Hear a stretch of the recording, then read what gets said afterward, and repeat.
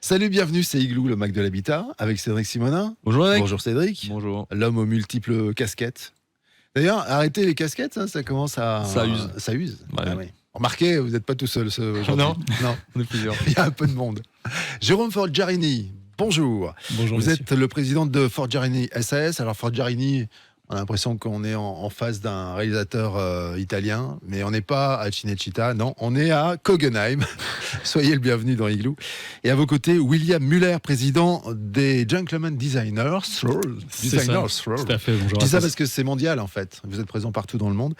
Et au départ, c'est 2012 et c'est Odradsheim à côté de Marlenheim. C'est ça, tout à Et fait, on effectivement. va parler de vous, on va savoir ce que c'est que les Gentleman Designers avec Cédric Simonet.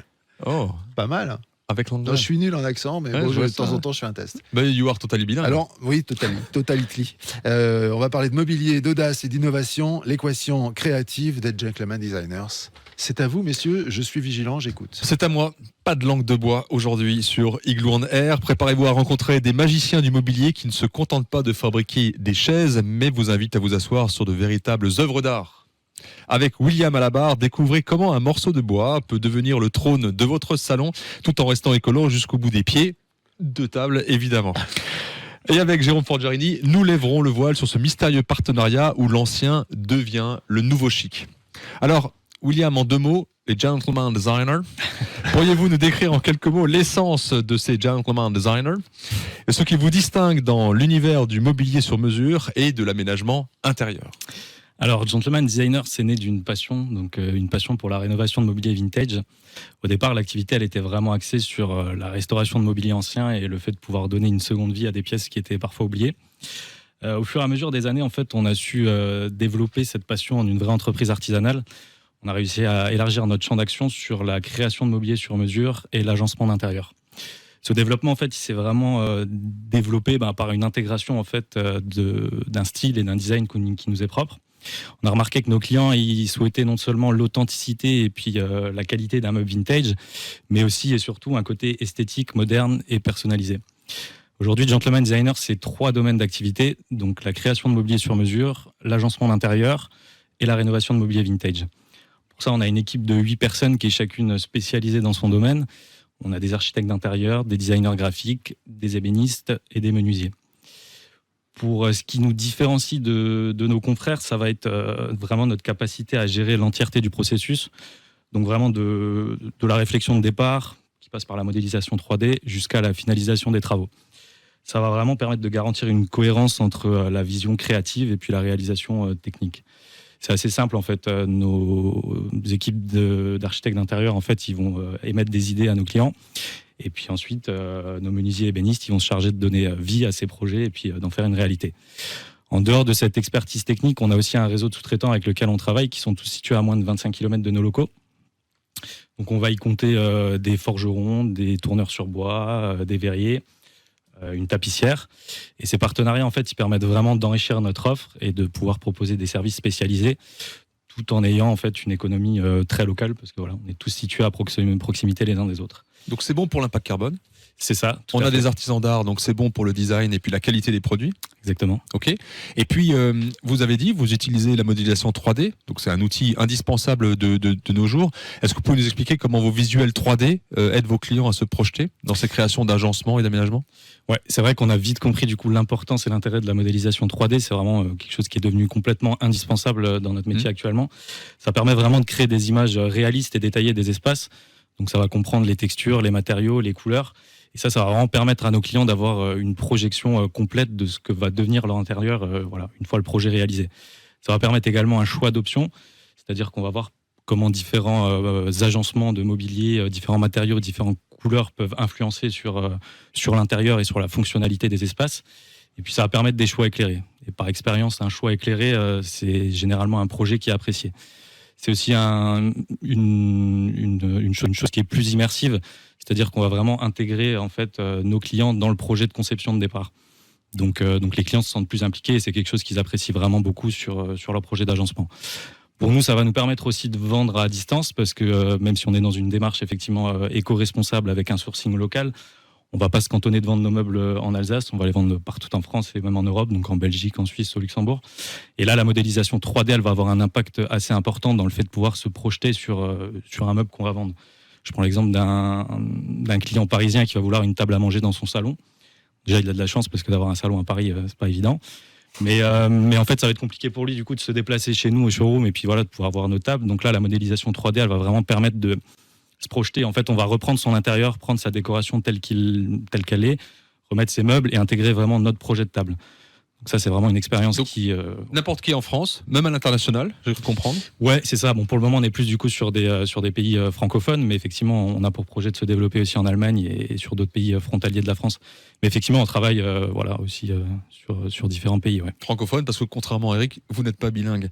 Alors, j'ai aussi compris, vous l'avez dit dans votre introduction, hein, que y a une part importante laissée au RSE dans votre entreprise. Ouais. Alors, comment justement les gentleman designers gèrent l'ensemble de ce processus selon cette approche responsable? Ce qui m'intéresse, c'est de la création à l'installation et avec les équipes internes. Et puis, comment ça se reflète dans la qualité et la cohérence de vos réalisations?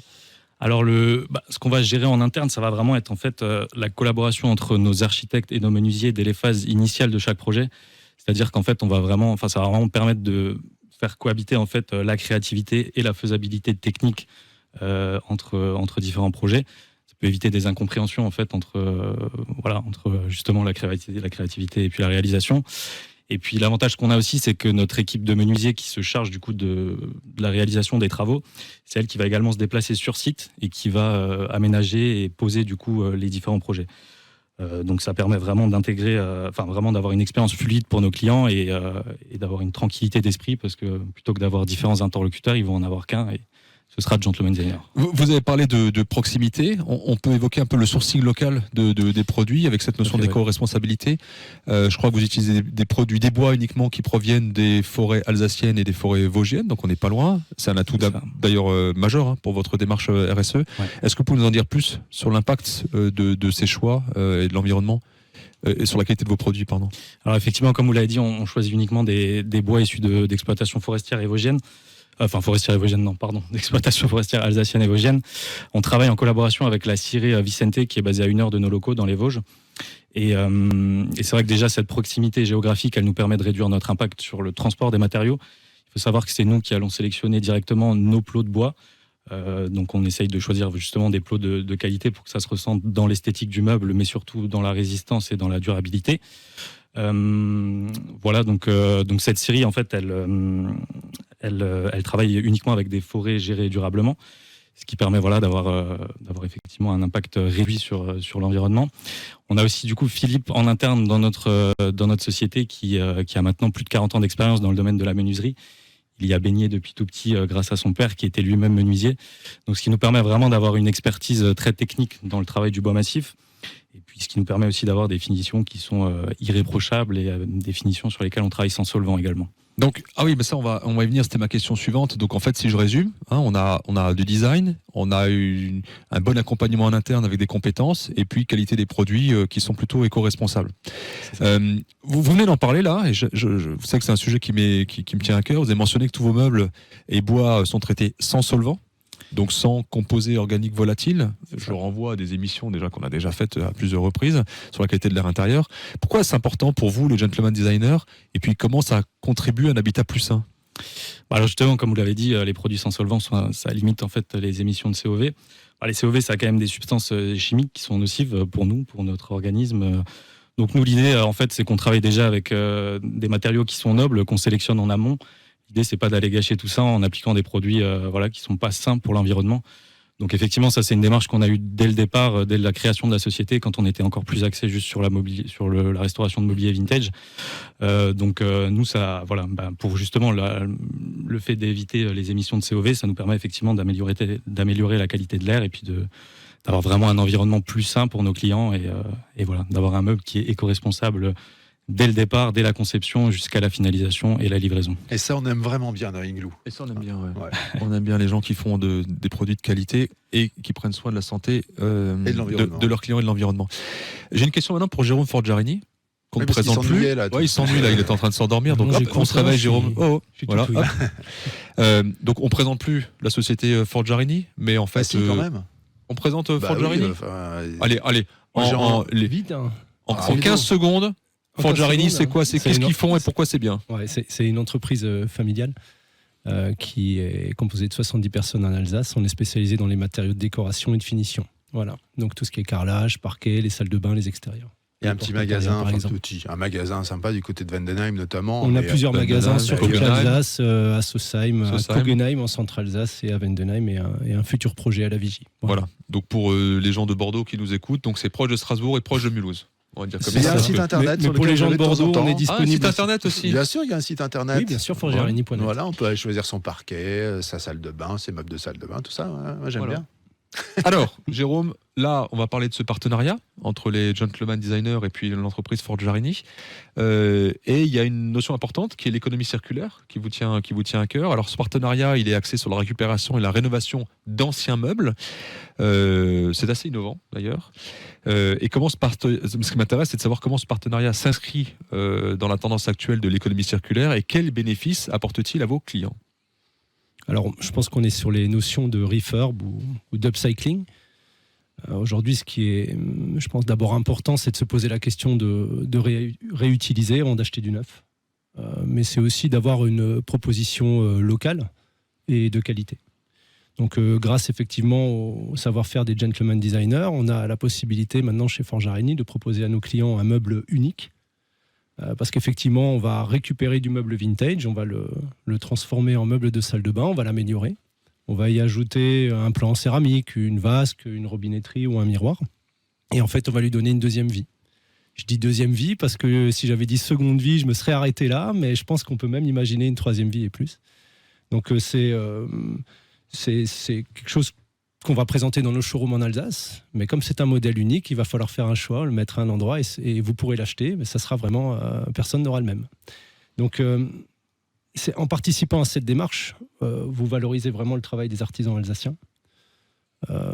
Nous, le bois, c'est une passion en fait depuis la création de l'entreprise par notre grand-père avec une scierie en 1958. Donc ça, c'est cette passion du métier, en fait, on la partage avec nos clients et nos partenaires. Ce qui est important pour nous, quand on fait quelque chose, il faut que ça ait du sens, il faut que ce soit local et il faut que ce soit naturel.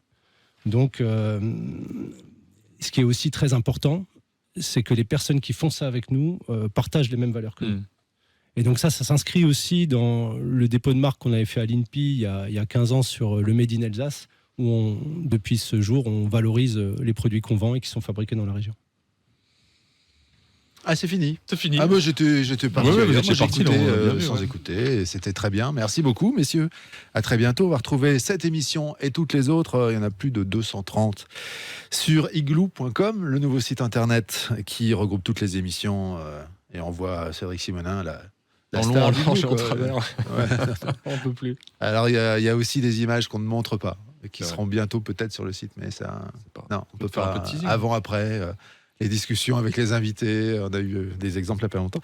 Alors, Igloo on Air, c'est sur Facebook, les plateformes de podcast, YouTube, c'est la chaîne YouTube également avec les émissions, et topmusic.fr, bien sûr. À très bientôt, bravo aux Gentleman Designer, et Merci bravo beaucoup. à Forgiarini également. Merci à vous. Salut. Salut.